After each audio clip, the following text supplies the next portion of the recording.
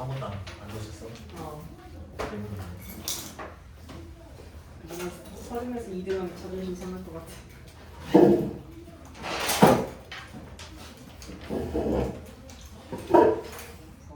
서울고는 모르겠는데 부항고는 시험이 그래도 약간 근데 부항고 맨날 1등도 없잖아. 수학? 1등은 수학만 쉽게 냈어. 약간 어려 보이는 느낌? 마지막 시험만 좀 어렵게 냈어. 100점만 10명 넘잖아. 영화면 서른고는 잘하는 애들이 많이 없어갖고 그래서 약간 좀 특출나 보여. 대부분이 못하니까 잘하는 애들이 너무 적으니까 잘하는 애들 맞춰서 시험을 낼 수도 없고 그렇지 그런 느낌이 좀 있는데 부항고는 그래도 애들이 너네 때는 모르겠지 우리 때는 경쟁력이 좀 심해가지고 잘하는 애들이 많아서 그래서 뭔가 엄청 쉽게 내는 것 같은데 100점이 나오는 시험지여도 등급 컷이 되게 낮게 나와요.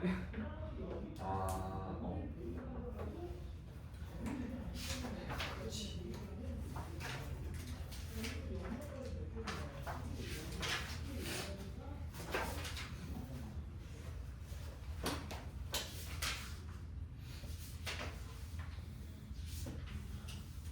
우리 때는 원해방정식이 원래 1학년 때 원방이 킬러잖아 그치? 원방이 내용이 좀 어려웠고 근데 그때 평균이 55점이 나왔어 2등급 컷이 55점 저희 그때 원방 나오는 시험 너무 쉽게 나와가지고 100점 11등 됐어요. 근데 우리는 55점이 나올만 했어 시험지가 진짜 개 어려워가지고 이 컷이 55점 저희는 5등급제인데 제가 100점이 나왔던 시험지가 있었거든요. 그거 2등급 컷 30몇 점이었어. 38점인가 그랬던 것 같아.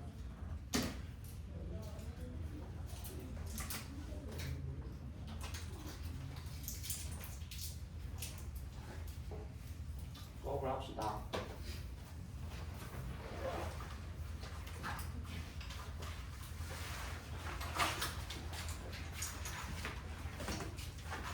저번 시간은 어디까지 했냐면 3단원 넘어와가지고 가역 반응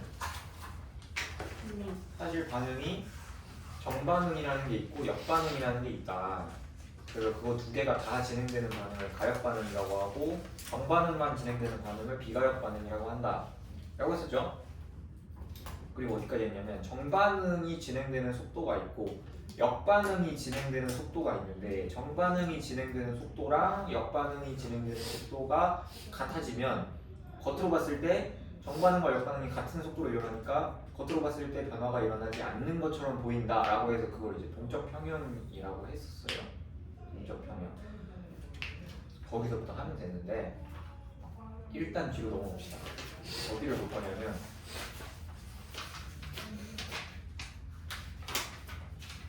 조금 많이 뒤로 넘어가서 192페이지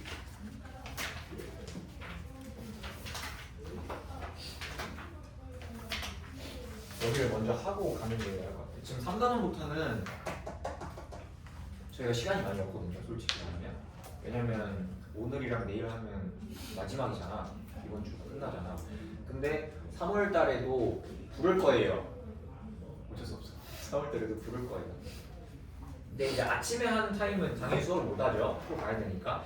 이제 저녁에 있는 타임 같은 경우는 원래대로 계속 할 것 같다. 왜냐면 끝내줘야 되잖아.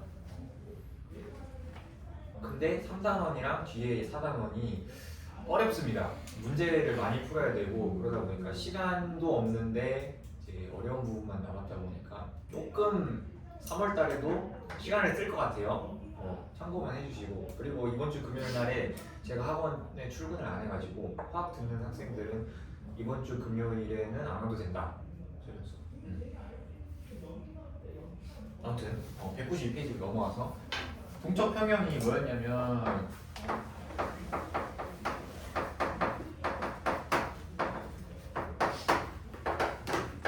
정반응과 RX는 반응이에요. 반응, 리액션. 정반응의 속도와 역반응의 속도가 여기서 속도가 같은 게 포인트야. 농도나 양이 같다는 소리가 아니에요. 속도가 같기 때문에 겉으로 봤을 때는 변화가 일어나는 것처럼 보인다, 안 일어나는 것처럼 보인다? 안 일어나는 것처럼 보인다, 멈춰 있는 것처럼 보인다. 이때를 동적 평형. 변화가 다 쓰자. 변화가 일어나지 않는 것처럼 보인다.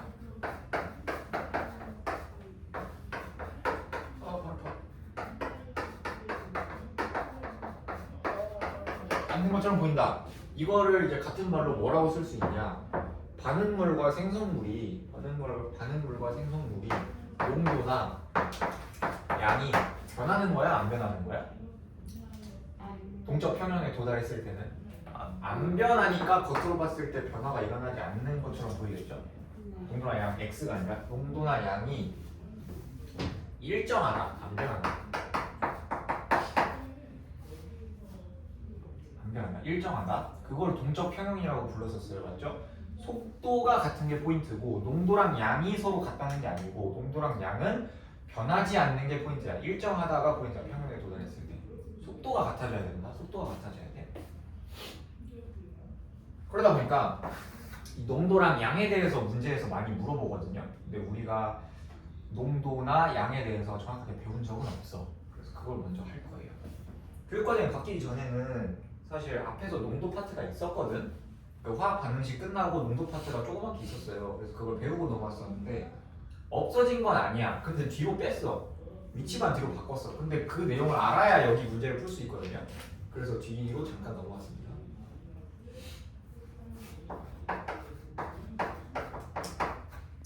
보통 농도를 얘기할 때는 용액 상태에서 얘기를 해요. 용액. 용액은 뭐랑 뭐로 이루어져 있냐면 용질과 용매라고 하는 걸로 이루어져 있습니다. 용질은 녹는 물질을 용질이라고 하고 용매는 용질을 녹이는 물질을 용매라고 해요. 예를 들어서 설탕 물이다. 그럼 설탕이 용질이 되는 거고 물이 용매가 되는 거야. 용질과 용매. 고등학교에서 딱 이 정도만 설명해요. 살펴가면 이제 용질은 사실 더 적은 놈을 용질이라고 하거든요. 수학적으로 적은 놈을 용질이라고 하고 더 많은 놈을 용매라고 한다.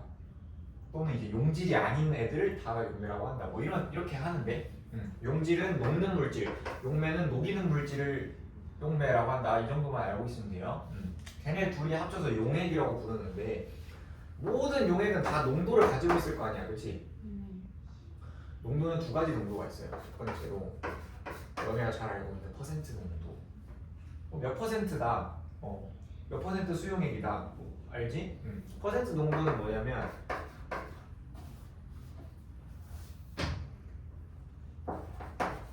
용액 100g 안에 들어있는 용액 100g 안에 들어있는 용질의 질량.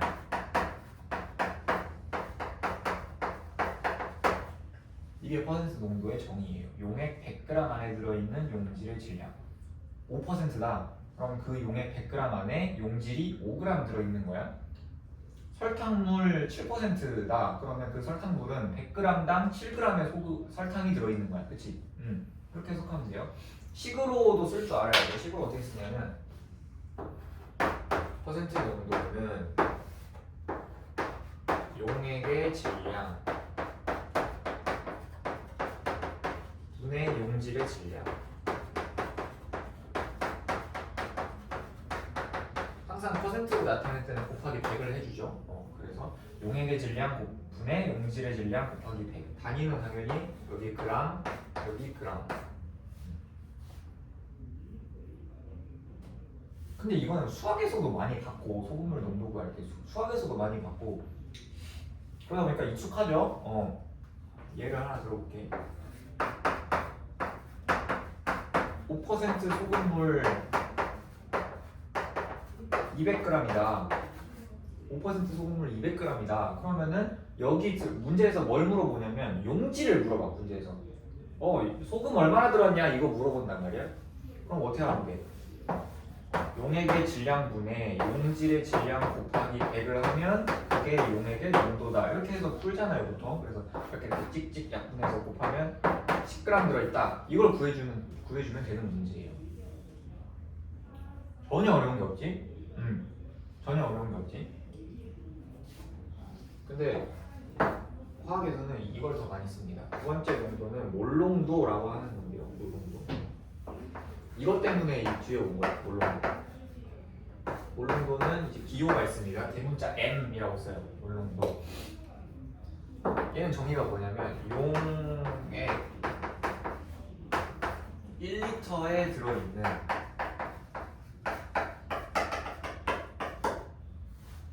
용질의 몰수. 용액 1리터 안에 들어있는 용질의 몰수를 몰농도라고 해요. 몰농도. 식으로는 어떻게 쓰냐면 몰농도는 용액의 부피분의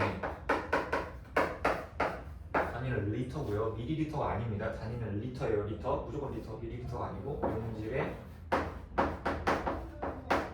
몰수. 단위는 몰.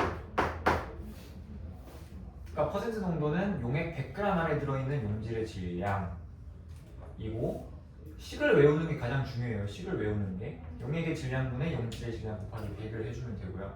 몰농도 같은 경우는 용액 1리터 안에 들어있는 용질의 몰수. 식으로 쓰면 부피분의 몰수 이렇게 외우면 돼요. 부피분의 몰수. 근데 단위가 리터인 게 포인트야. 그래서 우리가 이 몰농도의 단위를 어떻게 쓸 수 있냐면 분자의 단위가 몰이고 분모가 리터니까 몰 퍼 리터 이렇게 써요. 몰 퍼 리터. 단위는 리터다 얘들아. 계속 말해요. 단위는 리터다. 미리리터면 리터로 환산해서 넣어줘야 된다는 소리예요. 예를 들어서 0.1 몰농도 NaOH 수산화 나트륨이거든요. 0.1 몰농도 NaOH 수용액 200ml가 있어요. 또 뭐 물어보겠어요? 얘 물어보겠죠. 용질이 포인트라고. 용질 몇 몰 있냐? 얘가 수용액인데 지금 이게 지금 녹아있는 건데 물 안에 몇 몰 있냐? 이렇게 물어봐. 그럼 어떻게 해주면 돼? 0.1 몰농도는 지금 200ml니까 용액의 부피로 따졌을 때는 0.2L 있는 상황이잖아. 맞지? ml니까 0.2L 있는 상황이잖아. 소요점 3칸 이동하면 되죠. 그때 얘 값을 구해달라는 거랑 똑같죠. 그럼 이렇게 곱해주면 되지. 정답이 0.02 몰 있다. 0.02 몰 있다. 이렇게 구해주면 돼. 전혀 어려운 게 없죠. 식을 외워주면 돼. 그냥 얘는 용액의 질량분의 용질의 질량 곱하기 100. 얘는 부피분의 몰수. 그냥 이렇게 써주면 돼요. 그래서 문자로는 용액의 부피니까 V 이렇게 써주고, 몰수는 우리가 N으로 보통 쓰죠. 그래서 N은 V분의 N. 이걸 외워주는 게 키포인트.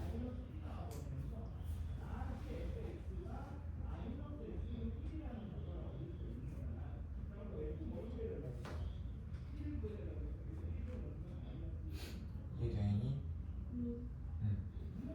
이해되죠? 사실 퍼센트 농도는 너네가 평소에 많이 쓰는 거고, 그러다 보니까 이미 숫자로 돼 있어요. 근데 이제 얘는 처음 보는 건데, 얘를 농도랑 부피랑 몰수 이 세 가지 변수를 가지고 자유자재로 너네들이 바꿀 수 있어야 되는데, 그러려면 문제를 많이 풀어봐야 되거든요. 근데 우리가 시간이 없어가지고 예시를 지금 몇 개 풀 거예요. 지금.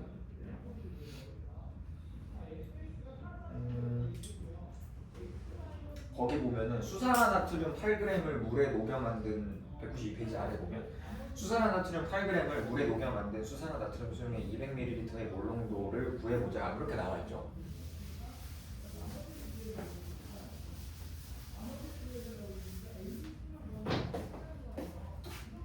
수산화나트륨 NaOH 8g을 물에 녹여서 수산화나트륨 수용액 200ml.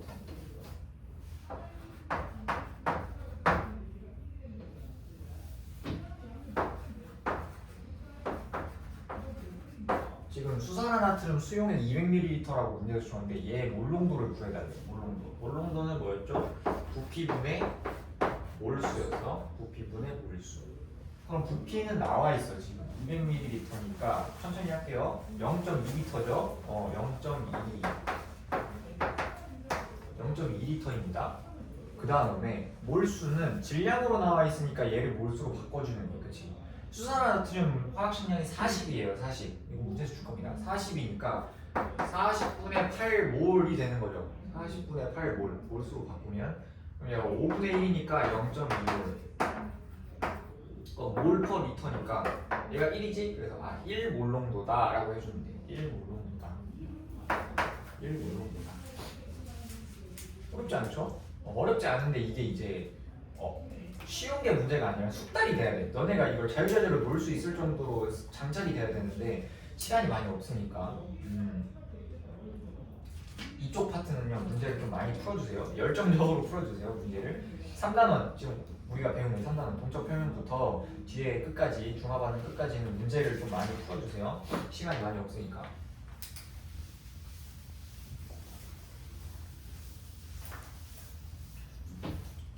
농도 2개 배웠거든. 퍼센트 농도랑 몰 농도 이거 2개 배웠는데 문제에서 뭘 물어보냐면 퍼센트 농도를 몰 농도로 바꾸는 문제 또는 이제 반대로 몰 농도가 나와 있으면 그걸 퍼센트 농도로 바꾸는 문제. 요게 그나마 어려워요. 농도 파트에서는. 그래서 여기에 대해서 설명을 좀 볼게요. 예를 들어서 A%야. A% 어떤 용액이 있어요. 어떤 용액이 있는데 어떻게 설명하는지에 따라 다르지. 왜냐면 질량으로 설명할 거면 퍼센트로 설명하겠죠. 질량으로 설명할 거면 퍼센트로 설명하는 거고 나는 얘를 부피랑 몰수로 설명을 하고 싶어. 그럼 몰 농도로 설명하는 거야. 그치? 그러니까 서로 변환이 가능해야 된다고. 어떤 용액이 있어요. 어떤 용액이 있는데 퍼센트 농도가 지금 A%야. A%. 그 다음에 이 용액의 밀도를 D라고 할게요. D. 밀도가 뭐였죠? 부피분의 질량이죠. 왜 필요하냐면 퍼센트 농도는 지금 질량으로 설명하는 거지. 용액의 질량분의 용질의 질량인데 우리가 이걸 몰 농도로 바꾸려면 뭐가 필요해? 부피가 필요하단 말이야. 용액의 부피가 필요하단 말이야. 그러니까 밀도를 이용해서 바꿔줘야 돼요. 질량을 부피로. 그래서 밀도를 D라고 할 거고요. 그램 퍼 몰 밀리리터. 그램 퍼 밀리리터. 부피분의 질량이니까 부피분의 질량. 그램 퍼 밀리리터. 그때 몰 농도를 구해주세요. 얘는 결론부터 써주면 외우면 됩니다. 수용액이니까 어떤 용질이 있을 거예요. 용질. 그 용질의 화학식량을 라지 A라고 하겠습니다.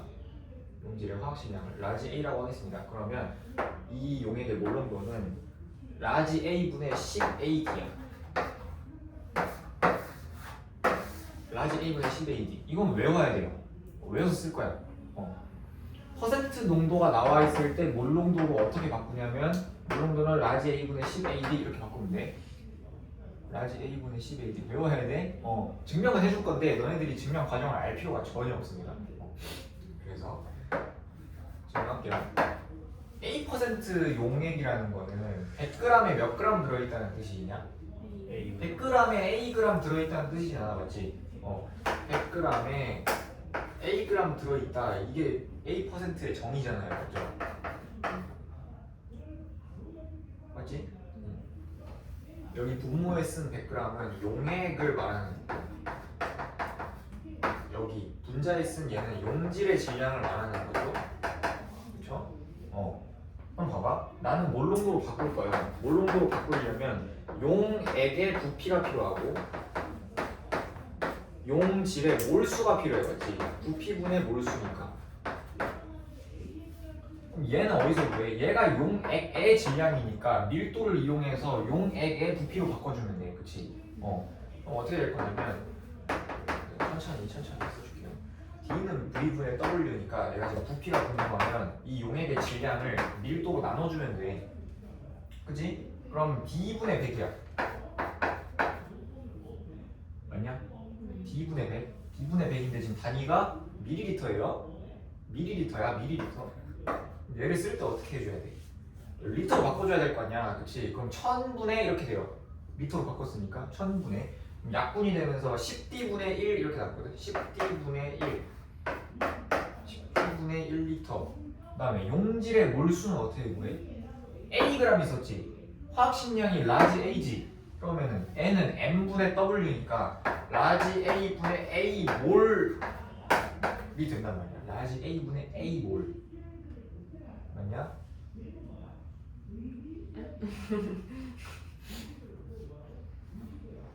좀 어려울 수 있어요. 왜 100분의 A로 사용하지? 지금 쟤가 100g 있다고 말을 안 해줬는데 왜 100분의 A라고 지금 써도 되는 거냐? 써도 돼. 쟤가 몇 g 있든지 간에 A%라는 거는 100g 있을 때 Ag 있다는 뜻이고, 그럼 얘가 200g 있으면 몇 A 있을까? 2A 있다는 뜻이고, 300g 있을 때 3A 있다는 뜻이거든요. 그러니까 써도 돼. 어차피 퍼센트를 알고 있는 이상 분모가 달라지면 그거에 따라서 분자도 알맞게 달라질 거거든. 그러니까 기준 하나 딱 잡고 그냥 쓰면 된다고. 용액이 100g 있다고 했을 때 Ag 있는 거야 지금 용질이. 그치? 용질이 Ag 있는 거야.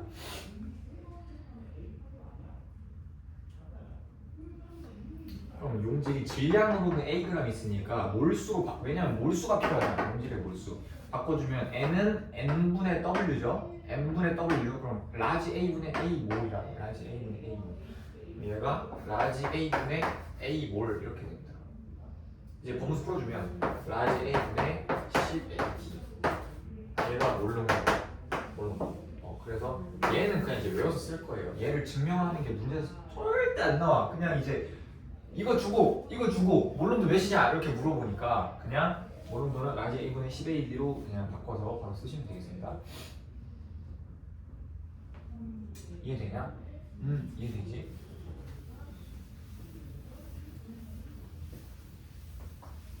얘가 앞에서 먼저 그냥 왜 바꿨는지 모르겠어 위치를. 걔네들도 간사한 게 몰롱도를 뒤에서 설명하는데 앞에 내용을 몰롱도를 모르면 절대 못 풀거든. 그래서 앞에 조금 설명을 해놨어. 그러고 지금 뒤에 가서 다시 설명을 하는 건데 누가 본 건지 모르겠어요.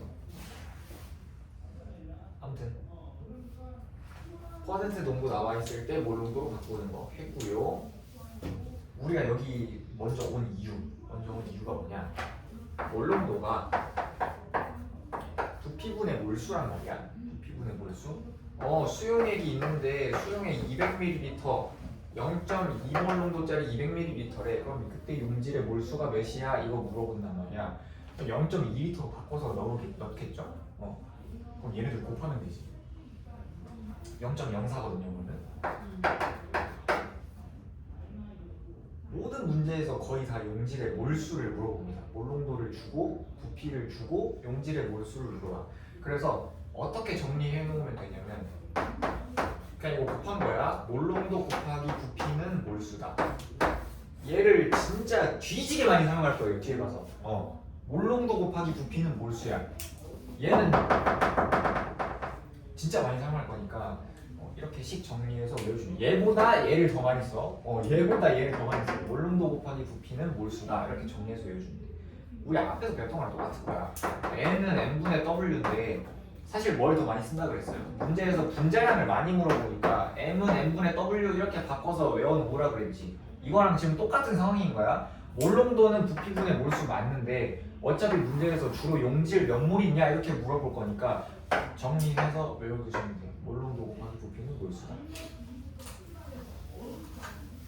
근데 이게 좀 문제도 많이 풀어보고 시간이 좀 돼야 스킬로 좀 정착이 되는 건데 익숙해져야 되는데 시간이 거의 없으니까 아쉽긴 하네. 오케이. 여기 나머지 부분은 이제 뒤에 와가지고 하기로 하고요. 193페이지에 보면 막 표준 용액이라고 막 나와 있잖아. 그거는 이제 나중에 와서 하는 걸로 하고 지금 일단 넘어봅시다.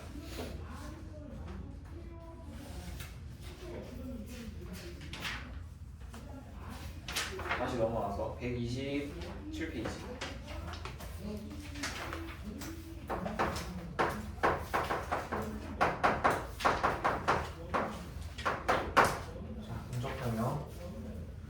정반응의 속도랑 역반응의 속도가 같아서 겉으로 봤을 때는 변화가 일어나지 않는 것처럼 보이는 상태죠. 그때 뭘 조심하라고 했었냐면 반응이 일어나지 않는 것처럼 보일 뿐이지 그 안에서 반응은 일어나고 있다 안 일어나고 있다? 계속 일어나고 있는 거야. 그래서 문제에서 여기에서는 정반응이 진행되지 않는다. 뭐 역반응이 진행되지 않는다 이렇게 물어보면 틀린 거예요. 평형 상태에서 반응이 일어나지 않는다 이렇게 말하면 무조건 틀린 거야. 반응은 일어나고 있으나 정반응과 역반응이 속도가 똑같아서 겉으로 봤을 때는 반응이 안 일어나는 것처럼 보이는 거다 이렇게 외워주면 돼. 동적 평형의 종류가 여러 가지가 있습니다. 첫 번째 상평형. 상평형은 뭐냐면 그냥 상태가 바뀌는 거야. 상태라는 거는 고체, 액체, 기체 이거 세 개를 말하는 거예요. 대표적으로 물의 증발과 응축. 우리 앞에서 배웠던 거.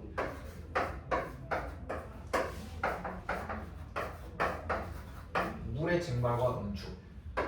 여기 정반응을 우리는 증발이라고 부르는 거고 액체가 기체가 되는 거. 그다음에 다시 수증기가 물로 지금 되는 것을 우리는 응축이라고 부른단 말이에요. 물의 증발과 응축. 얘가 상평형이야. 그러니까 상태가 왔다 갔다 하는 거. 상태. 상평형.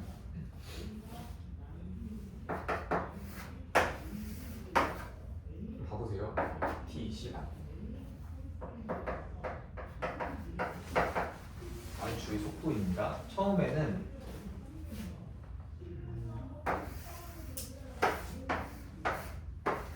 물이 이렇게 있어요.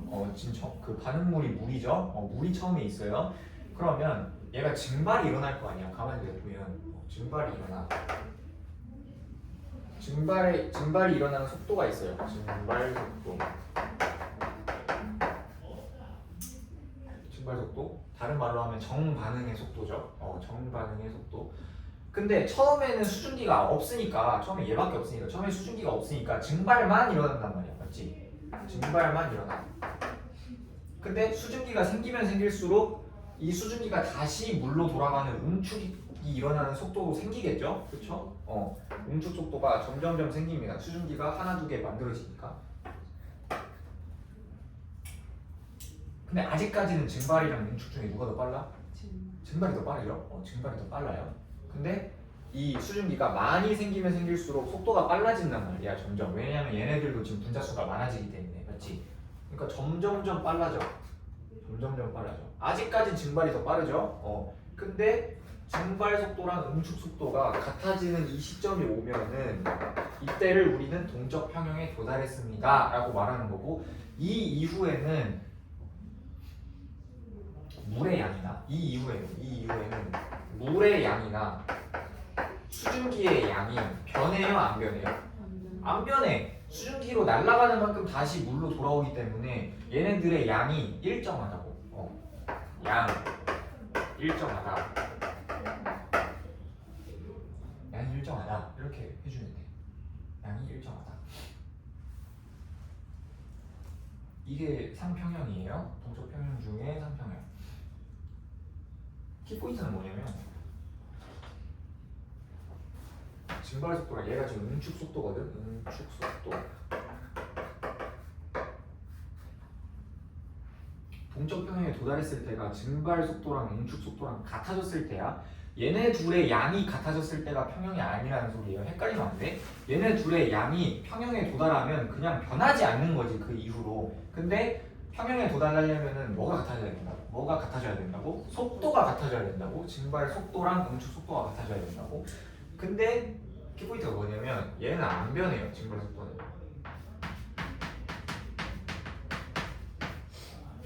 얘는 안 변해. 안 변해요. 증발 속도는 일정해요. 왜요?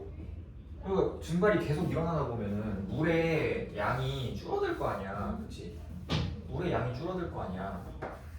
그렇게 줄어들겠지. 그래도 안 변해, 속도는. 안 변해. 일정해요. 증발 속도는.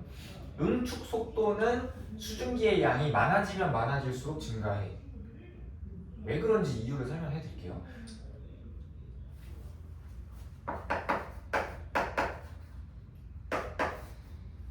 항상 어떤 반응이 일어날 때 그 반응에 대한 속도가 있을 거 아니에요. 그렇죠? 근데 그 속도에 영향을 미치는 요인은 두 가지야. 일단 첫 번째로 온도. 온도가 높아지면 속도가 빨라집니다. 그러니까 저기서 지금 물의 온도가 높아. 그럼 증발이 더 잘 일어나겠지. 온도가 속도를 결정하고요. 그다음 두 번째로 농도야. 농도는 뭐라고 생각하면 되냐면 얘는 분자수라고 생각하면 돼요. 그러니까 소금물 생각하면 돼요. 소금이 많을수록 농도가 높은 거 아니야? 소금물의 농도가. 그치? 분자수에 비례한다고. 알맹이가 많으면 많을수록 농도가 큰 거라고. 그래서 속도에 영향을 미치는 요인은 크게 온도랑 농도 이거 두 가지가 있는데요. 온도랑 농도. 근데 지금 온도는 똑같은 상황이고 농도로 봤을 때 응축 속도를 봐봐. 응축 속도. 수증기가 처음에는 없으니까 응축 속도가 없어. 근데 수증기가 증발이 지금 더 많이 일어나는 상황이니까 처음에는 수증기가 생기면서 응축 속도라는 게 생기죠. 근데 수증기가 아직까지는 증발이 더 빠르니까 증발이 응축보다 더 많이 일어난다고. 그러면은 수증기가 더 많이 생기겠죠, 결과적으로는. 그러면 응축 속도가 계속 증가해. 그러다가 속도가 같아지면은 그때부터 변화가 없는 거야. 이해돼? 이해돼? 이해돼? 아니 그럼 얘는 왜 일정해요? 얘는 물의 양이 줄어들면 증발 속도가 줄어들어야 되는 거 아닙니까? 그거는 쟤가 순수한 액체 상태이기 때문에 그래요.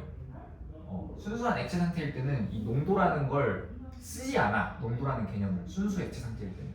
기체 상태일 때는 써요. 기체의 농도라는 말 많이 들어봤잖아, 그치? 이해되냐? 그래서 증발 속도라는 건 일정하고 양에 관계없이 일정하고 응축 속도는 이제 양의 농도에 따라서 분자수에 따라서 이제 많아진다 이렇게 생각하면 돼. 아니 생각해봐. 너네 물 반절 버리면은 물이 묽어지냐? 아니잖아, 그치? 물을 겁나 많이 담는다고 해서 물이 짜지는 건 아니잖아, 그치? 순수한 액체 상태나 고체 상태는 농도의 개념을 쓰지 않는다고? 농도의 개념을 쓰지 않는다고. 그러니까 증발 속도는 일정한 거야. 이런 느낌이고요. 문제에서 얘만 좀 주의해 주세요. 이렇게 지금 막아놨거든요. 왜 막아놔야 되냐면 안 막아놓으면 수증기가 계속 생기는데 그냥 여기 바깥 공간으로 나가버리기 때문에 응축 속도를 표현할 수가 없어. 그럼 이제 그냥 증발만 되다가 끝나는 거야. 그러니까 일단 동적 평형을 생각하려면 여기 막아놓고 진행을 하는 거다. 이 정도만 그냥 알고 계시면 돼요. 됐니? 그렇죠.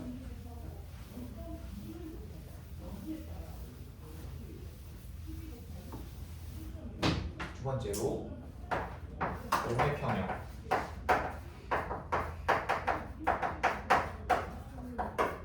용의 평형.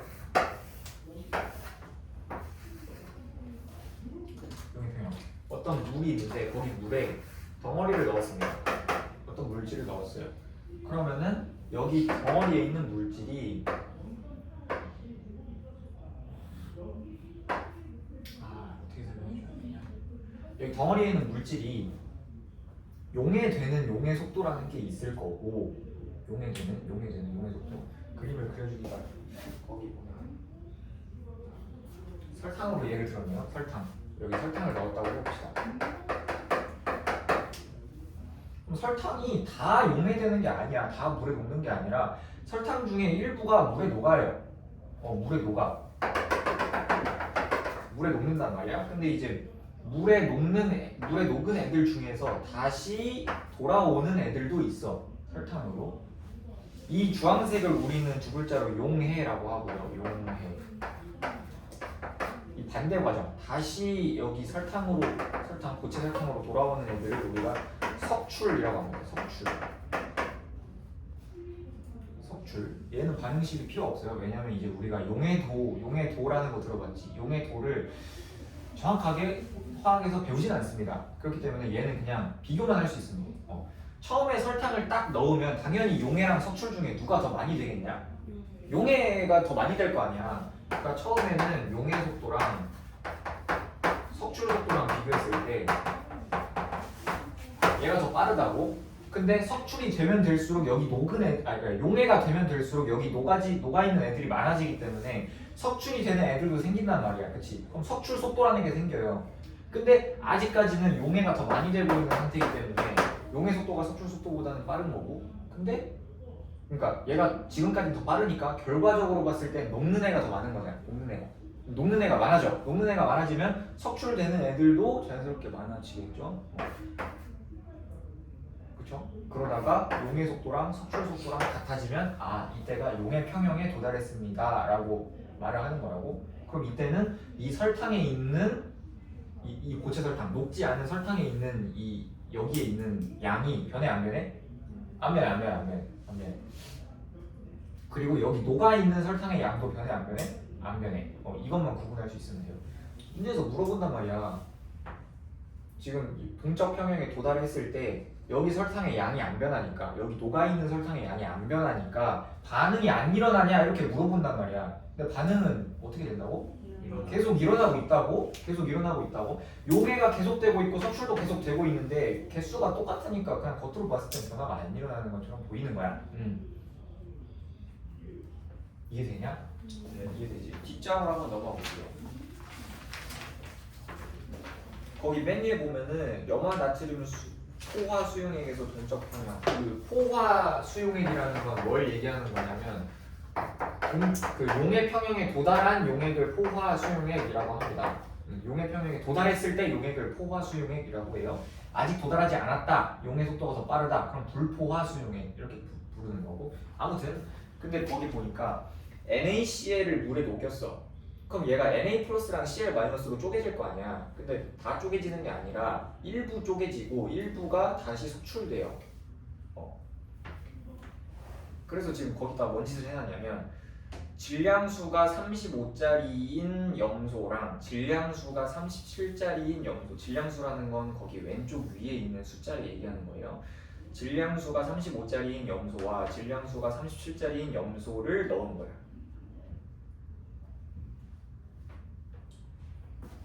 설명을 해드릴게요.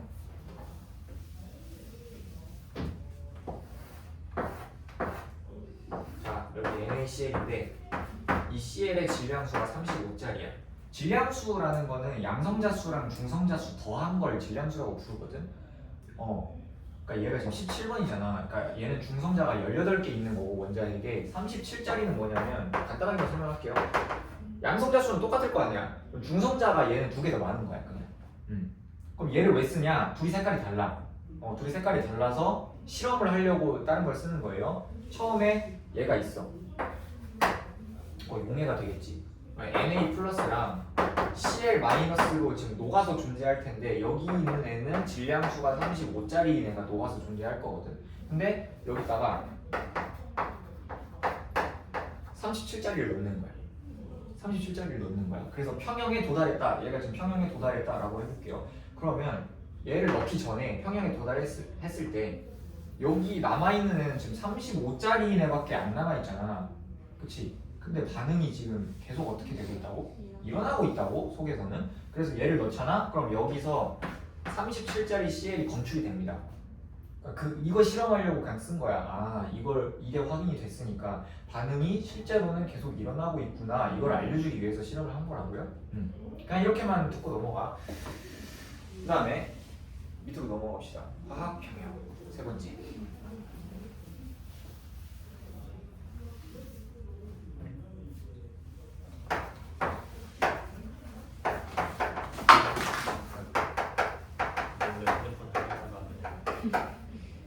시간 착각하려. 걸렸네.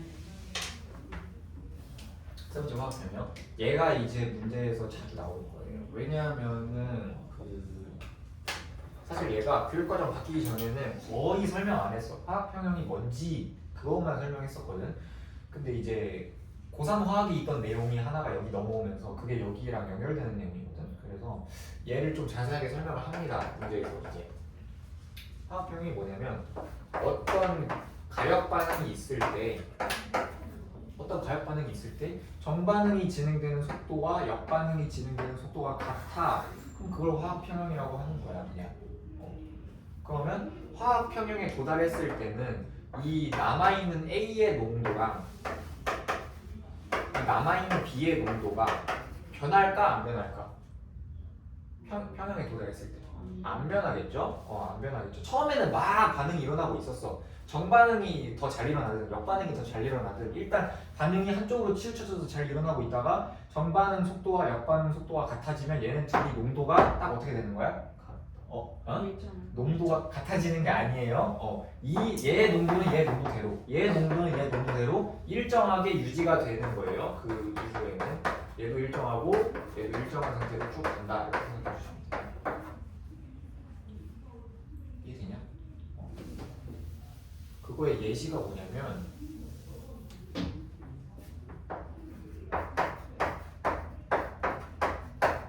교과서에 있을 거예요. 얘는 이산화 질소라고 부르는 애고 이 오른쪽에 있는 사산화 이질소라고 부르는 애거든. 이산화 질소랑 사산화 이질소. 얘를 그냥 이렇게 두면 이산화 질소 두 개가 결합을 해서 사산화 이질소를 만들어내. 그리고 어쩔 때는 또 이 사산화 이질소가 또 쪼개져서 이산화 질소 두 개가 돼요. 그냥 이거 반응식이야. 그러면 이걸 문제에서 어떻게 쓰냐? 얘가 색깔로 봤을 때는 젓갈색이고요. 이거 색깔 외워야 돼. 색깔이 지금 젓갈색이고요. 얘는 무색이야.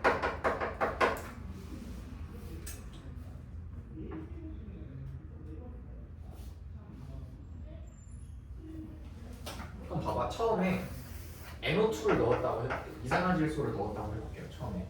왜냐면 제가 지금 받는 놈이니까. 그러면 여기 안에 있는 공간이 무슨 색으로 되어 있겠어? 젓갈색으로 되어 있을 거거든. 젓갈색으로 되어 있을 거거든. 그러면 얘가 이 정반응이 일어나. 왜냐면 처음엔 얘가 없으니까 정반응이 일어나요. 그럼 얘가 만들어지지. 그럼 색깔이 점점 연해져. 근데 아직까지는 얘가 훨씬 많고 얘가 조금이기 때문에 아직까진 젓갈색이야.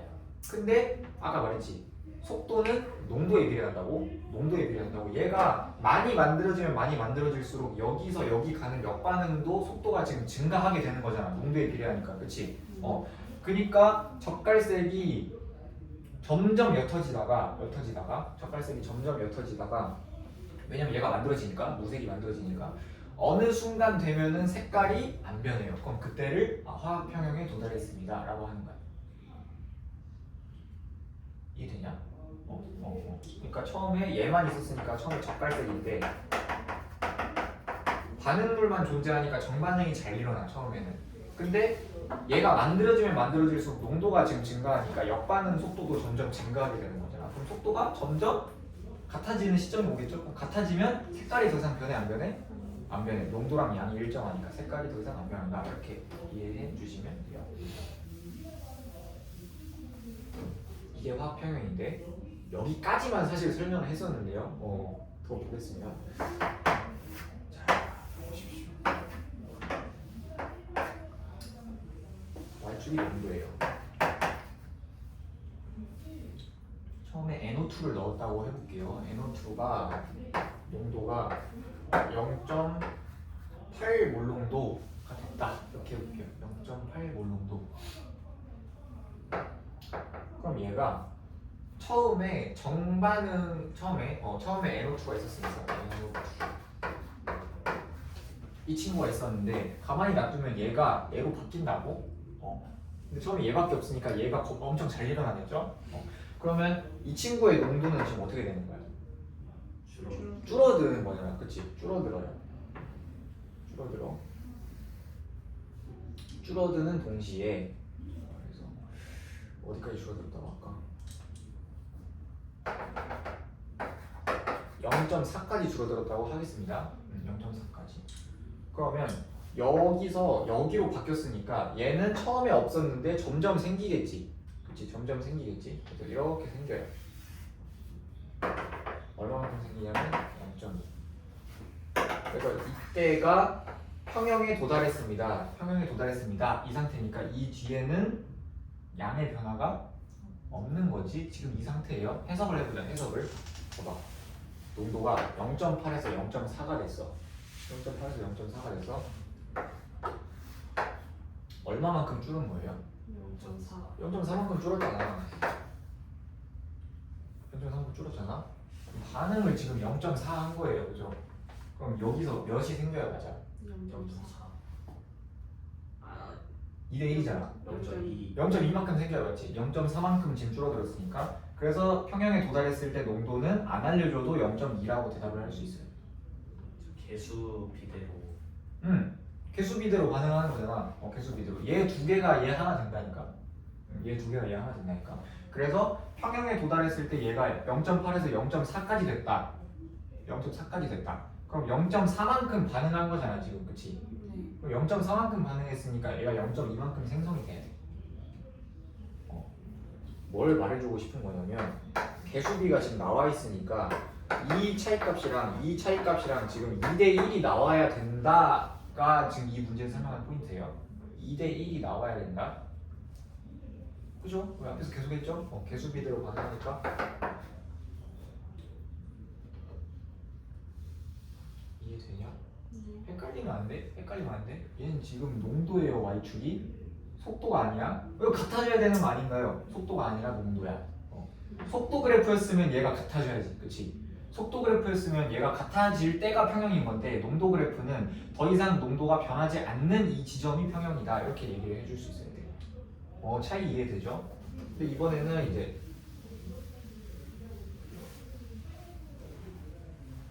이번에는 반대로 넣은 거야. N2O4를 먼저 넣었다고 해볼게요. N2O4를 먼저 넣었다. 참고로 지금 몰농도는 이제 대괄호를 씁니다. 대괄호를 딱 씌워주면 제가 N2O4의 몰농도를 말하는 표기법이다라고 이해해 주시면 돼요. N2O4가 처음에 0.6만큼 있었어.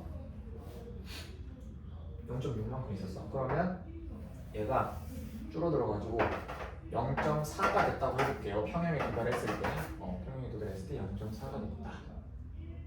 그러면 처음에 얘를 넣었으니까 얘가 없을 거 아니야, 그치? 당연히 여기서 여기로 반응이 진행되니까 얘는 줄어들겠죠, 농도가. 여기서 여기로 반응이 진행되니까. 그리고 NO2는 여기 얘는 처음에 없었는데 역반응이 진행되니까 점점 생기지, 그치? 생길 거 아니야? 생겨요. 그러면서 얘는 좀 지금 농도가 증가 하다가 평형에 도달하면 일정할 거 아니야. 근데 얼마 생겨야 돼? 지금 평형에 도달할 때까지 0.2 감소했거든요. 반응을 0.2 한 거야, 그치? 반응을 0.2 한 거야. 0.2만큼 반응했으니까 얘가 몇 만큼 만들어줘야 돼? 평형에 도달해서 0.4만큼 만들어줘야 돼. 그래서 그래프가 여기 일치해요. 이렇게 일치할 수도 있어요. 상황에 따라서. 근데 항상 일치하는 건 아니다.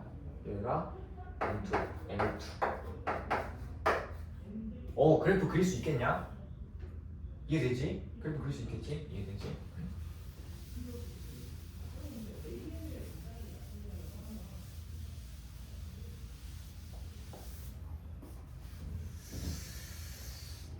자, 그게 지금 저기 그래프가 129페이지에 나와 있는 거예요. 129페이지. 맨 위에 보면 NO2만 넣었을 때 빨간색이 지금 NO2 그래프거든. 저 NO2 그래프가 처음에 정반응이 진행되니까 물질의 농도가 감소할 거 아니야. NO2가 N2O4로 바뀌니까. 근데 T에서 화학 평형에 도달하면 일정하죠? 농도가 안 변한다. 그 얘기하고 있는 거고.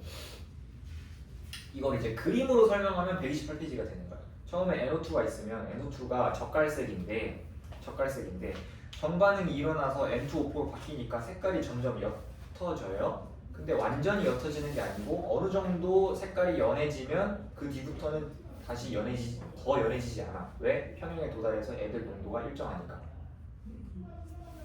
이해되죠? 이해되죠? 자, 넘어갑시다.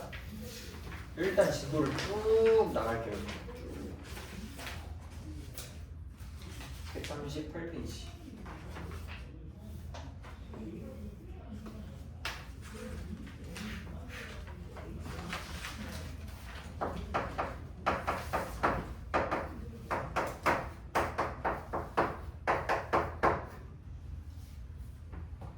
지금 앞에서 동적 평형했고,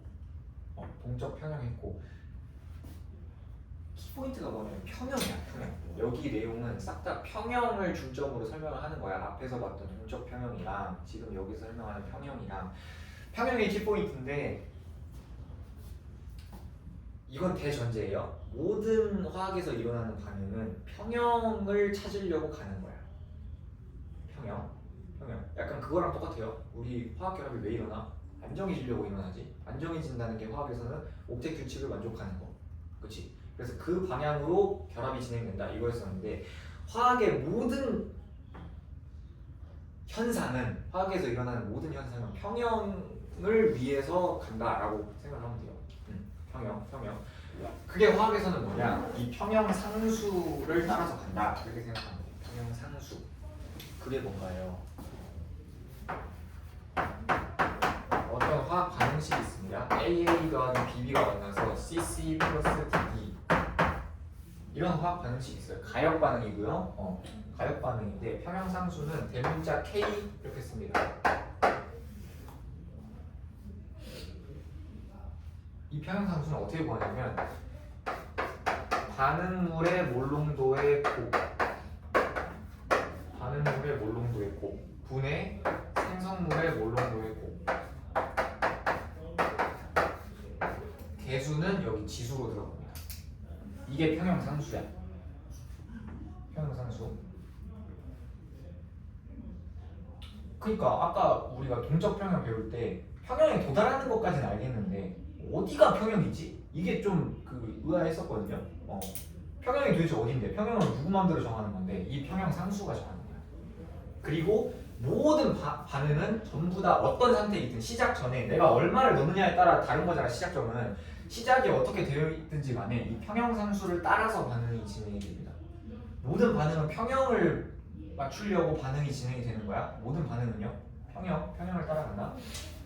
여기가 옛날에 고3화학에 있던 내용인데 고3화학에서 가장 어려운 내용을 뽑으라면은 여기에요. 그 다음에 대학교 화학에서 가장 중요한 내용을 꼽으라면 또 여기야. 그러니까 개 중요해. 여기 개 중요해. 평형상수. 평형상수는 K라고 쓰고 어떻게 구한다고? 반응물의 몰농도의 곱이랑 생성물의 몰농도의 곱의 B로 나타낸다고. B. 이게 평형상수인데요. 평형상수는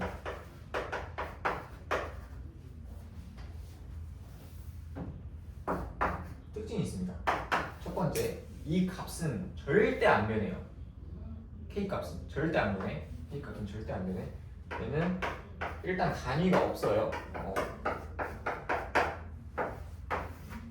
그냥 단위 안 쓰는 거야. 그러니까 관례상 단위 안 써요. 그다음 두 번째 얘는 절대 안 바뀌어. 뭔 짓을 해도 안 바뀌어. 단 뭐만 빼고 온도가 바뀔 때 빼고는 이 값이 안 바뀌어요. 온도가 바뀌는 경우를 제외하면 저 K 값은 절대 안 되네. K 값. 얘가 몰농도니까 얘도 몰농도니까 어떤 숫자로 나올 거 아니야. 근데 그 숫자가 무조건 일정하다고. 안 변해. 상수야. 그래서 평형상수야. 얘는 온도가 안 바뀌면 절대 안 되네요. 온도가 안 바뀌면.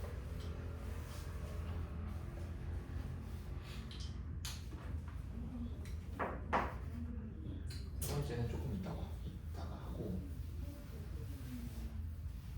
아무튼 이게 평형상수인데요. 그럼 이 몰농도는 어떨 때 몰농도를 쓰는 거냐? 이 반응이 있는데 이 반응이 평형에 도달했습니다 라고 문제에서 알려줘. 그럼 그때의 농도를 여기다가 쓰는 거야. 그때의 농도를 여기다가 쓰는 거라고 생각하면 돼요. 그러면은 평형에 도달했을 때 상황마다 같은 반응식이더라도 상황마다 내가 얘네들을 얼만큼 넣었어 처음에, 또는 얘네들을 얼만큼 넣었어. 그 상황마다 평형에 도달했을 때 농도는 다를 거 아니야. 얼마 넣는지에 따라 다를 거 아니야, 그렇지? 근데 그래도 절대 안 변하는 게 뭐냐면 이 K 값 자체는 절대 안 변해.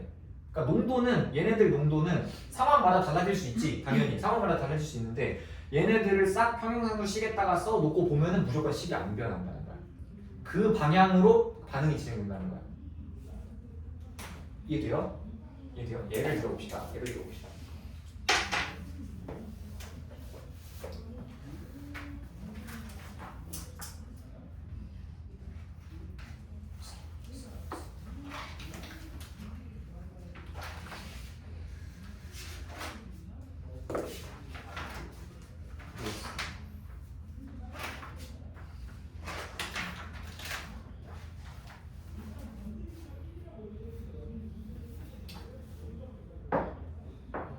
예시가 여기 아니야. 이렇게 A가 B가 만나서 이 C가 되는 화학 반응식이 있다고 해볼게요. 이 C가 되는 화학 반응식이 있다고 해볼게요. 얘가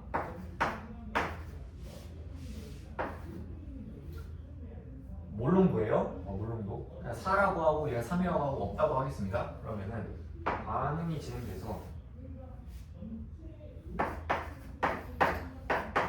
이 반응의 K값이 3분의 4라고 해볼게요. 3분의 4. 그럼 반응이 어떻게 진행이 돼야 되냐면 우리 앞에서 배웠을 때는 양적 관계 했을 때는 누구 하나가 다 반응이 누구 하나가 다 없어질 때까지 반응했단 말이야. 근데 평형에서는 그게 아니야.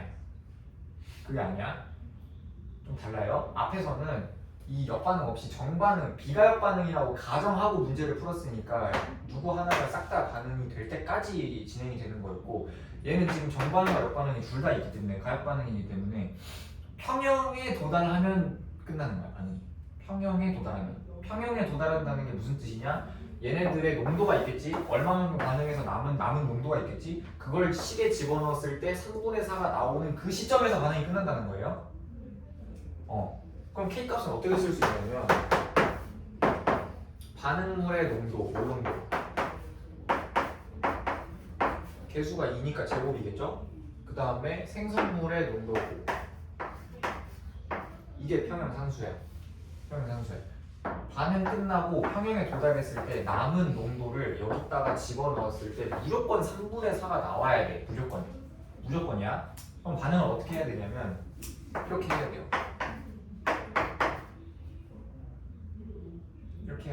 숫자를 적어왔습니다. 제가 1, 2. 지금 보면 누구 하나가 다 없어질 때까지 반응한 게 아니죠? 왜 여기서 멈춘 거냐면 얘네들을 식에다가 집어넣었을 때 3이니까 몰농도 3, 1이니까 1의 제곱, 2니까 2의 제곱이니까 4, 3분의 4가 나올 때까지 반응이 진행이 되는 거니까 평형의 위치는 누가 결정하는 거냐면 얘가 결정하는 거야. K값. 절대 안 변하는 이 K값. 그래서 이 숫자를 맞추기 위해서 평형에 도달할 때까지 이런 느낌으로 반응이 진행이 되는 거다. 그래서 우리는 문제 풀 때 K값을 찾아줘야 되는 문제도 있고요. K값을 줬을 때 이런 식으로 평형이 어디냐를 찾아줘야 되는 문제도 있고. 그럼 저거 찾아야 되면 하나씩 다 넣어가야 되는 거예요? 그럼 이제 가정을 하겠죠. 지금은 이제 내가 숫자를 구해봤으니까 이렇게 넣는 건데 뭐 얼마만큼 반응했다 이렇게 가정을 하겠지. 그럼 이제 개수 비례로 반응해야 되는 건 우리가 알고 있으니까 뭐 이렇게 반응할 거 아니야. 4-x, 3-2x, 2x인데 얘가 평형에 도달했다라고 가정하는 거야. 평형에 도달했다. 그럼 여기에 그대로 집어넣었을 때 3분의 4가 나온다. 그럼 그때 x값을 찾아주면 돼. 뭐 이런 식으로 문제 푼다는 거예요. 이해되냐? 이해되지? 이게 평형상수.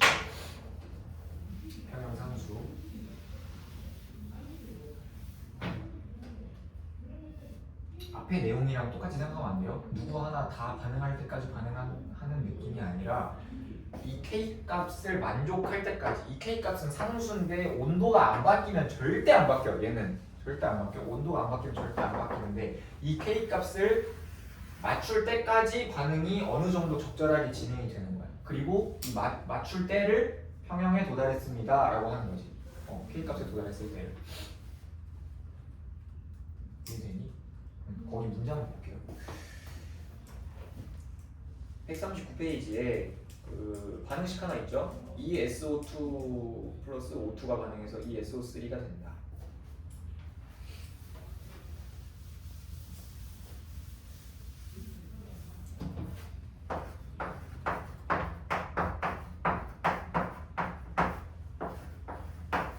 이런 반응식이 있대요. 근데 문제에서 뭐라 그랬냐면 얘가 0.6몰 있고 산소 0.2몰을 넣고 반응시켰더니 평형에 도달했을 때 얘가 0.2몰 줬다.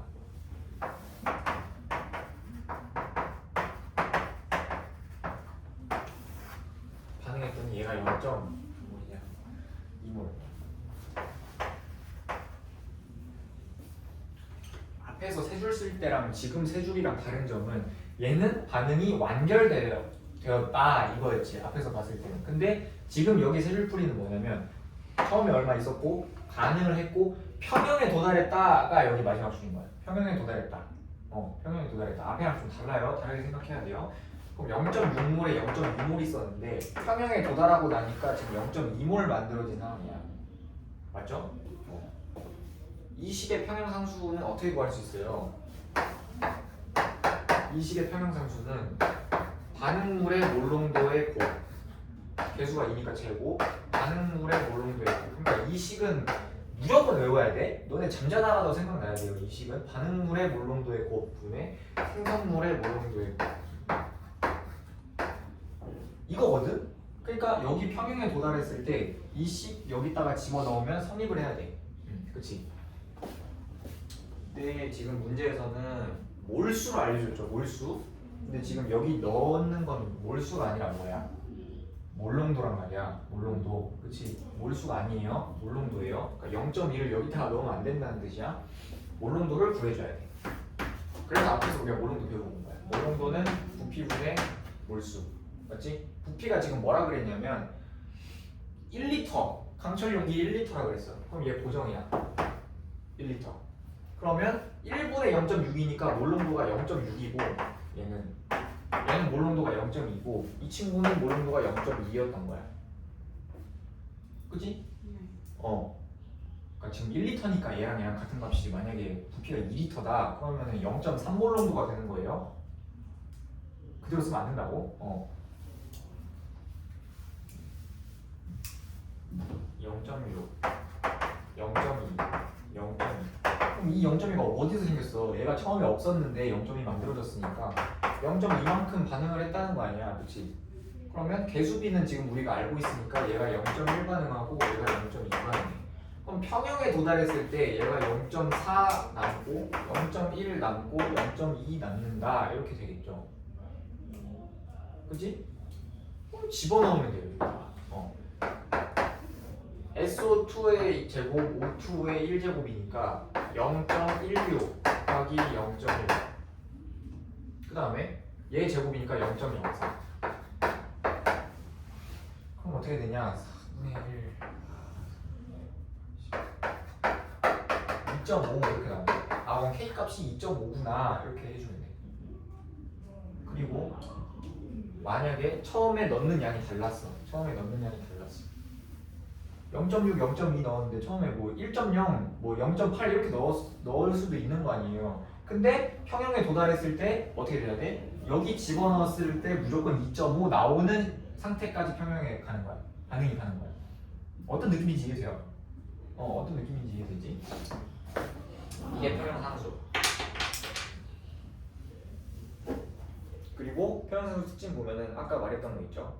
상수다.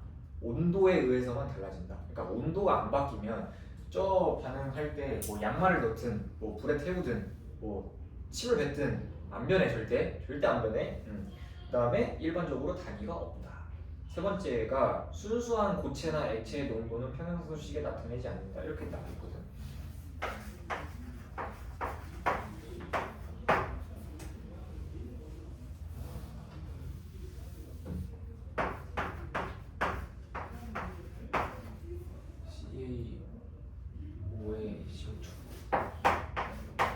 이런 반응식이 있어요. 이런 반응식이 있는데 얘가 고체야. 반응식을 보니까 얘도 고체야. 얘가 기체야. 그럼 평형상수를 쓸 때 반응물의 농도의 곱분의 생성물의 농도의 곱 이걸 이렇게 써야 되거든요. K 값을 쓸 때 반응물의 농도의 곱 CaCO3 분의 생성물의 농도의 곱 이렇게 써야 되는데 순수한 고체 상태나 액체 상태는 우리가 아까 말했지 농도를 얘기할 때는 순수한 고체나 액체 상태는 농도 개념을 쓴다고 안 쓴다고? 안 쓴다고? 그러니까 평형상수식에서 그냥 안 쓰면 돼 얘는. 그럼 얘는 K가 뭐에 의해서 결정이 되는 거냐? CO2의 평형 농도에 의해서 결정이 되는 거야. CO2의 평형 농도. 그냥 이게 평형상수식이에요. 이렇게 써주면 돼. 이해됐지? 이건 이제 너네 안 헷갈리면 돼요. 반응식을 보고 고체다, 액체다 그럼 그냥 식에 안 쓰면 되는 거야. 안 쓰면 되는 거야. 쓰면 안 돼요.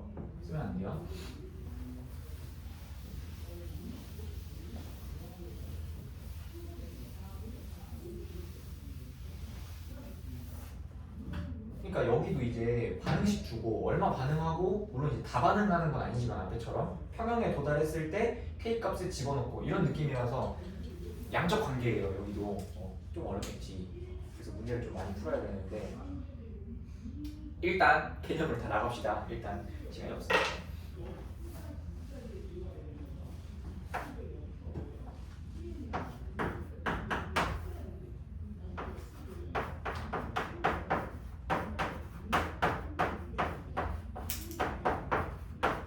다 기체 상태라고 하겠습니다. 그러면은 평형상수 식을 쓸 때 반응물의 농도의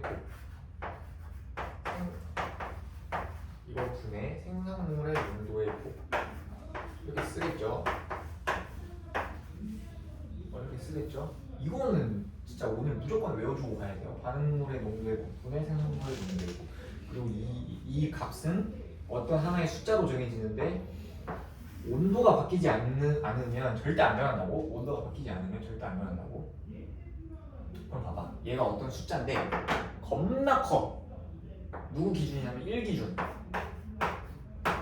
1기준일 때보다 좀 많이 크다고 생각을 해볼게요. 그러면 지금 얘가 반응물의 몰농도의 곱분의 생성물의 몰농도의 곱인데 이 값이 1보다 완전 크다는 거는 평형에 도달했을 때 반응물이 더 많이 존재한다는 거야? 생성물이 더 많이 존재한다는 거야?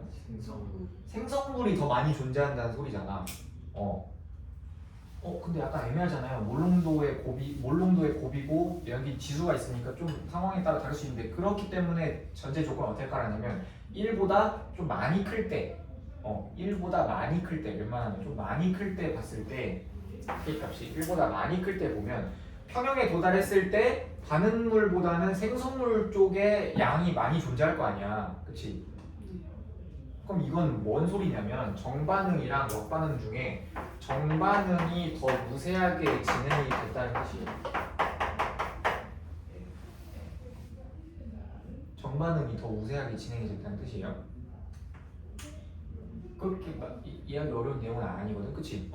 K 값이 1보다 훨씬 커. 그럼 평형에 도달했을 때 반응물보다는 분모보다는 분자가 훨씬 더 크다는 소리니까 생성물 쪽에 많이 존재할 거라고. 그치? 그럼 반응을 어떻게 했다는 거야? 여기서 화살표가 이쪽으로 치우쳤다는 거야. 반응이 평형에 도달할 때 이쪽에 평형이 치우쳤다는 거예요. 그럼 정반응이 우세하다는 거야.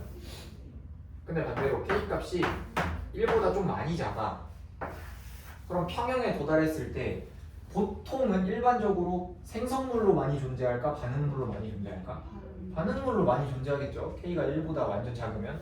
그러면은 얘는 정반응이랑 역반응 중에 역반응이 더 우세하다는 거야. 역반응이 더 잘 일어난다 이 소리예요. 역반응이 더 잘 일어난다.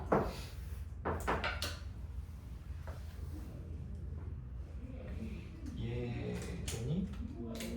이해되지? 그래서 거기 그림으로 표시가 되어 있어요.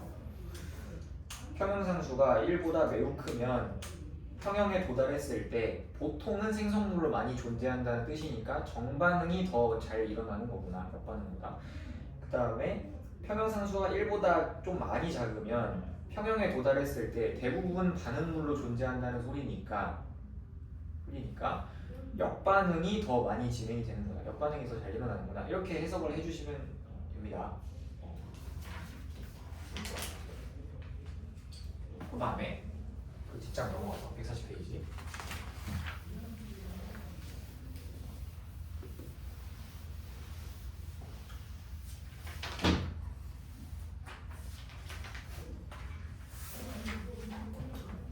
지금까지 뭐 했냐면 어떤 반응이 있는데 그 반응은 평형이라는 것을 향해서 반응이 진행된다고 했어. 그 기준이 뭐냐면 평형상수 K였어요. 그렇죠? 평형상수 K. 그래서 항상 이쪽 파트는 문제를 풀 때 평형에 도달했을 때를 가정해서 문제를 푼단 말이야. 그렇지? 근데 나는 지금 상태가 궁금해. 지금 상태. 평형에 도달하지 않았어. 평형에 도달했을 수도 있죠. 근데 지금 상태가 평형인지 평형이 아닌지 그게 궁금한 거야.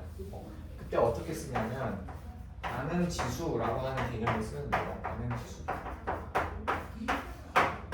영어로 Q라고 합니다. Q.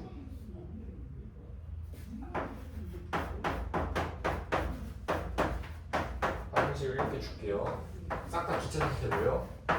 그러면 Q 값은 어떻게 쓰냐면 평형상수식이랑 완벽하게 똑같습니다. 반응물의 몰롱도 곱 분의 생성물의 몰롱도 곱. 그럼 K 값이랑 똑같은 거 아닌가요? 그죠? 근데 이제 뭐가 다르냐면 아까 K 값 구할 때는 이 반응이 어떻게 진행이 돼서 평형에 도달했어. 그 평형에 도달했을 때의 몰롱도를 여기 식에다가 대입을 하는 거였거든요. 근데 이 반응 지수는 뭐냐면 지금 내 현재 상태가 궁금한 거야. 내 지금 현재 상태가 평형에 대해서 어디 쪽에 있느냐, 평형보다 덜 왔냐, 평형보다 좀 많이 왔냐, 아니면 평형이냐, 이게 궁금한 거야. 그래서 여기 있는 몰롱도는 평형에 도달했을 때 농도가 아니라 지금 현재 상태의 몰롱도를 써주시면 돼요. 식 자체는 똑같아요, K 값이랑. 근데 K는 이제 평형에 도달했을 때의 농도를 써주는 거고, K는 평형 상수니까 얘는 지금 현재 상태의 농도를 적어주는 거다라고 보시면 돼요. 이해되니? 문제 하나 줘볼게.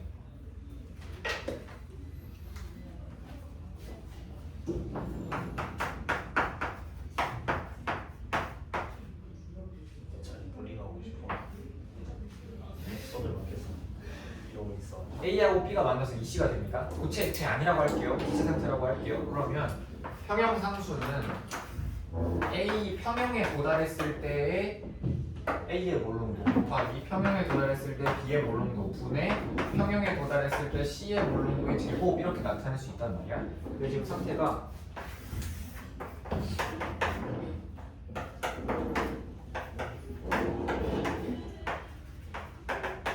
A 1몰, B 1몰, C 2몰 있다고 해볼게요. 1리터예요.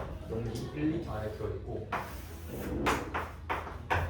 나 같은 경우는 4 A 4몰, B 1몰, C 4몰 얘도 1리터 이렇게 해볼게요. 싹 다 지금 평형에 도달해 있는 상태입니다. 평형에 도달해 있는 상태. 평형이라고? 얘도 평형이고 얘도 평형이야. 반응이 일어났어 이 용기 안에서. 그러면 여기 있는 애들을 이 식에 대입했을 때 K 값이 나와야겠지? K 값을 구해볼게요. 가 실험을 봤을 때 어차피 부피가 1이니까 1몰롱도, 1몰롱도, 2몰롱도 이렇게 될 거 아니야? 1몰롱도, 1몰롱도, 2몰롱도의 제곱이니까 K 값이 지금 4다 이렇게 나오는 거 맞지? 4다 따라올 수 있죠? 그 다음에 나도 지금 평형이에요. 그러면 K 값을 구해보면 A가 4몰롱도, B가 1몰롱도, C는 4몰롱도의 제곱이니까 16. 그러니까 똑같이 나올 수밖에 없어. 당연해. 그치? 이 값은 절대 안 변한다니까. 그리고 이 값을 향해서 반응이 진행이 된다니까. 그치? 똑같을 수밖에 없어요. 이걸 확인시켜주기 위해서 지금 두 개 놓은 거고, 이제 우리가 어떻게 할 거냐면 섞을 거야. 이거 두 개 섞을 거야. 그럼 어떻게 되겠어요? 전체 용기는 2리터가 될 거고, 그치? 2리터가 될 거고, 1몰, 4몰 섞었으니까 A는 5몰 될 거고, B는 2몰, C는 6몰 되겠죠? 그럼 몰롱도 헷갈리면 안 돼. 얘는 지금 몰수고 나는 몰롱도를 집어넣어야 된다. 1리터에서 2리터 됐으니까 몰롱도는 얘는 2.5인 거고, 얘는 1인 거고, 얘는 3인 거야. 그러면 얘는 지금 아직 평형에 도달한 상태는 아니에요. 맞죠? 그냥 섞었을 뿐이야. 그치? 섞었을 뿐이야.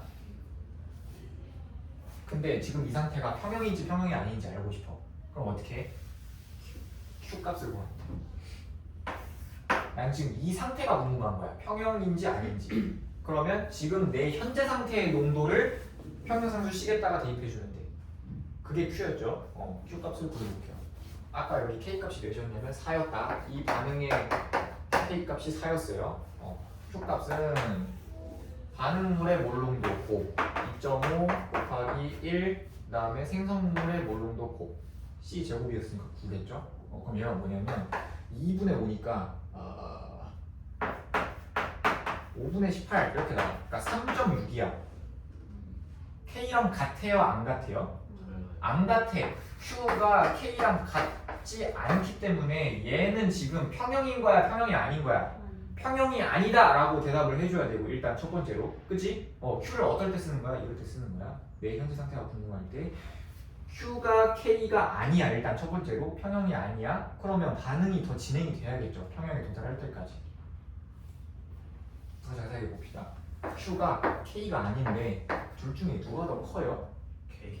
K가 더 크거든? 그러면 지금 내 현재 상태가 Q인데 모든 반응은 얘를 향해서 간다니까? 네. 얘를 향해서 간다니까? 그럼 Q를 키워줘야 돼? 낮춰줘야 돼? 키워줘요. Q를 키워줘야 되니까 Q 값을 키워주려면 분모가 커져야 돼요? 분자가 커져야 돼요? 문제가 분자가 커져야 되니까 정반응이 잘 일어나야 돼? 역반응이 잘 일어나야 돼? 정말. 그러니까 얘는 정반응이 더 일어나겠구나 라고 해석을 해주시면 돼.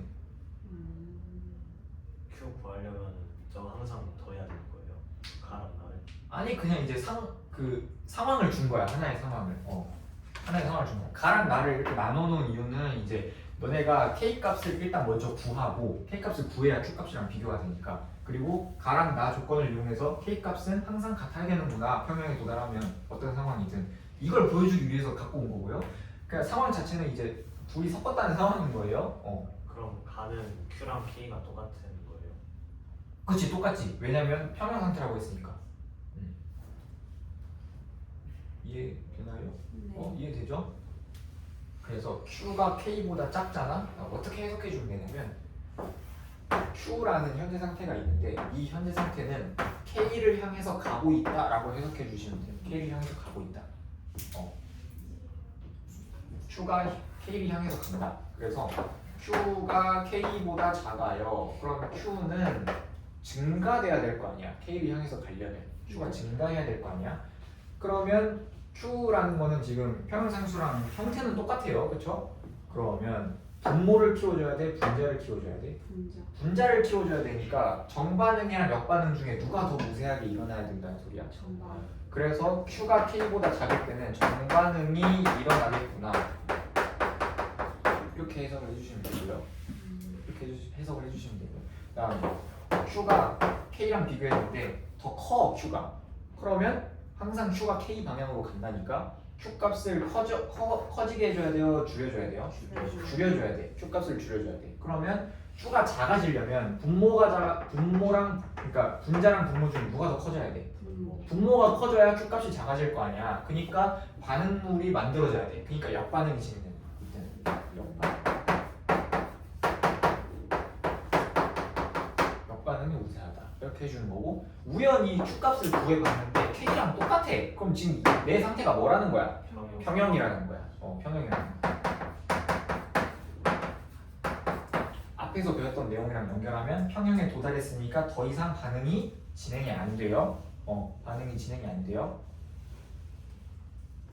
양이 일정하다고. 반응물과 생성물의 농도의 양이 일정하고 변하지 않는다고. 여기까지 정리해 주시면 돼요. 이제 내일 보죠. 내일은 이제 시간이 남으면 여기 관련된 문제를 조금 푸는 게 좋긴 해. 여기도 계산 문제라서 그렇지. 그래서 몇 개 풀어볼 거고요. 몇 개 풀어볼 거고요.